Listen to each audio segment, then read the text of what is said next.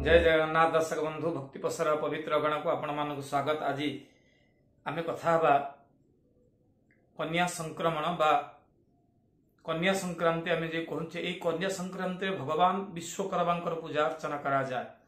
ये जो विश्वकर्मा किए आमे तांकरी संपर्क रे आज कथाबार्ता हबा। आमे गणेश को जानिछे, सरस्वती जानिछे, महालक्ष्मी के जानिछे, तेणु ये विश्वकर्मा ये कहार पुत्र ये कहीं धरा पृष्ठ विश्वकर्मा को कहीं पूजा अर्चना करा जाए एभली केतोटी कथा आपण मान आखरे मु रखिबी। तेणु से संपर्क आज से विश्वकर्मा को स्तुतिपूर्वक से विश्वकर्मा चिंतन करिबा। जो विश्वकर्मा आमे बढ़ई बा मिस्त्री की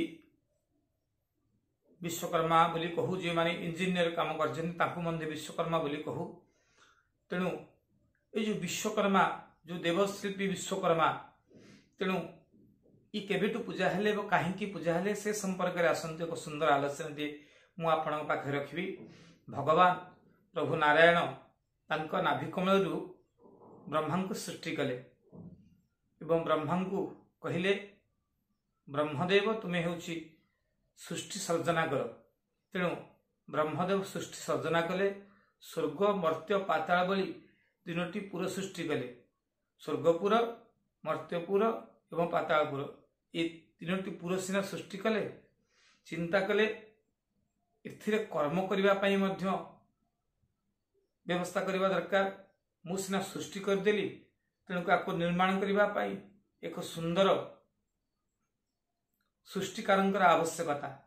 तेणु भगवान ब्रह्मा आज ध्यानमग्न बसी विश्वकर्मा को सृष्टि कले। एक विश्वकर्मा तांकर नाम विश्वकर्मा बोली से निजे जानी ना, तेणु सी प्रार्थना कले ब्रह्मदेव को आपण मते कहीं सृष्टि कले, सृष्टि करिवार कारण कौन। तेणु ब्रह्मा आज कहले तुम्हें होची मु तुमको मो मन सृष्टि करिछि, तेणु तुम आज थे विश्वकर्मा दिगला कहीं ना तुम्हें ए विश्वर कर्म नियुक्त रहिब। तेणुक आपण को समस्ते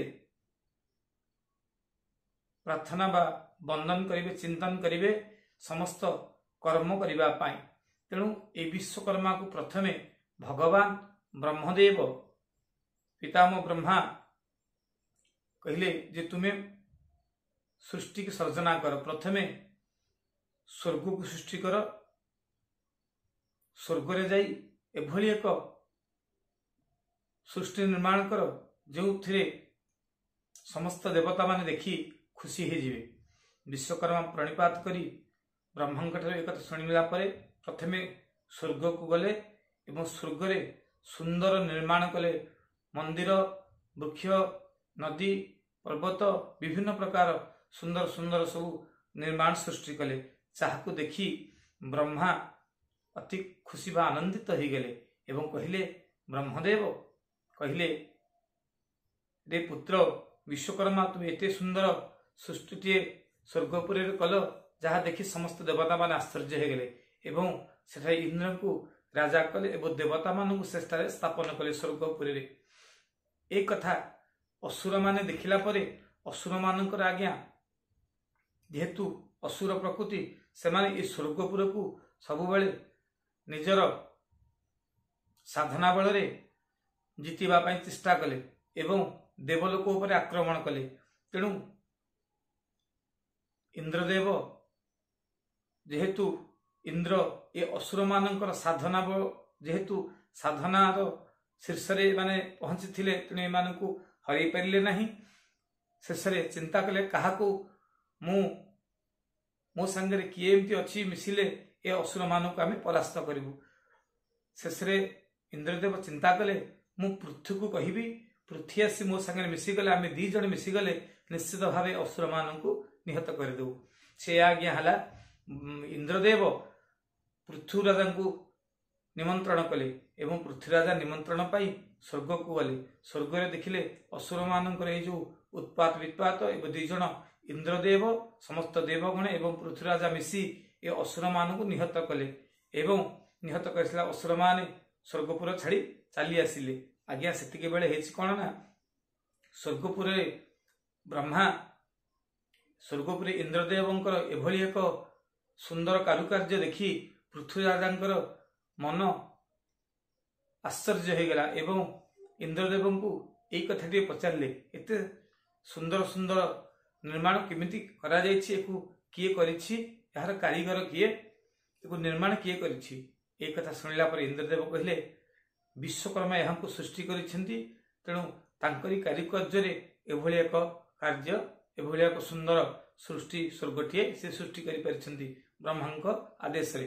ए कथा सुनिबा परे पृथ्वीराजा आज्ञा आसीगले कोठी ना पृथ्वी पृष्ठ को आसी चिंता कले मु जदि आंकु प्रार्थना करी से विश्वकर्मा को ए सृष्टि ए पृथ्वी की निमंत्रण करी ताहले से भगवान विश्वकर्मा आसी मते जदि कृपा करिवे ताहले मध्य ए पृथ्वीटी अति सुंदर हो जिवो।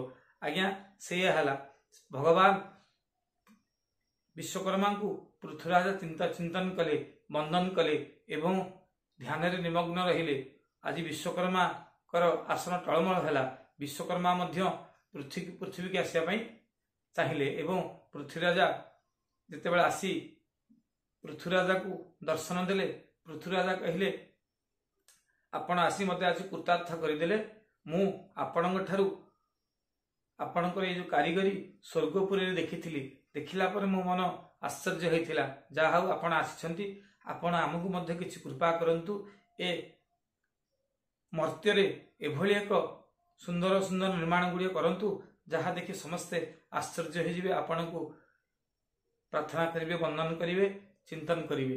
एई कथा आज्ञा हला भगवान विश्वकर्मा आज संतुष्ट होई पृथ्वीराजांक उपरे से एक सुंदर सृष्टि सुंदर नदी पर्वत पहाड़ एभली भाव सुंदर सुंदर सृष्टि निर्माण कले जहाँ को देखि आज पृथ्वीराजा खुशी हो गले एवं से दिन ठारू भगवान विश्वकर्मांकर पूजा अर्चना करा जाए। से दिनटी आज्ञा दिन ना कन्या संक्रमण जो दिन कन्या संक्रमण होता से दिन भगवान जन्म बा पृथ्वी को धरावतरण करते तेणु विश्वकर्मा को से दिन ठारू पूजा अर्चना करा जाए विश्वकर्मा को वंदन करा जाए।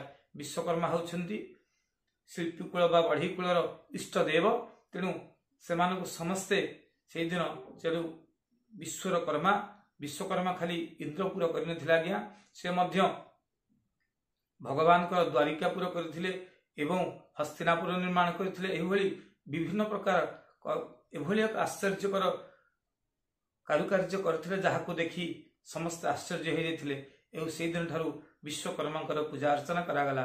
से विश्वकर्मा को एक स्तुति करी से विश्वकर्मा आशीर्वाद कृपा भिक्षा करिबा।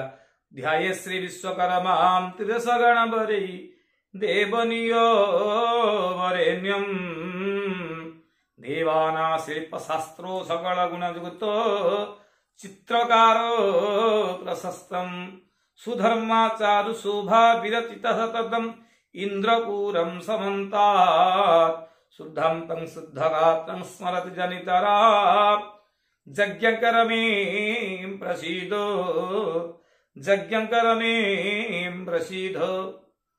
तेणु से दिन ठारू भगवान विश्वकर्मा को कन्या संक्रमण दिन पूजा अर्चना पूर्वक समस्त यज्ञ कार्य भगवान विश्वकर्मा पूजा अर्चना करा जाए। जय जगन्नाथ।